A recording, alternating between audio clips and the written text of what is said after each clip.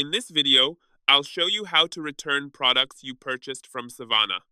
I don't have an actual order to show right now, but I'll walk you through the exact process. First, visit the official Savana website and log into your account. Once logged in, go to the Orders section where all your past purchases are listed. If you had an active order, you would select Request Return or Return Item next to the product you want to send back. After that, choose the reason for your return, such as the wrong size, a damaged item, or simply a change of mind.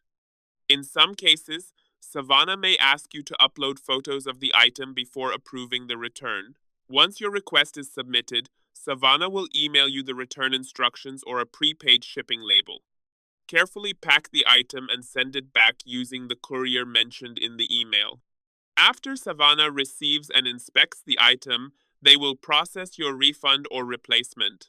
If you found this video helpful, please like and subscribe. Thank you.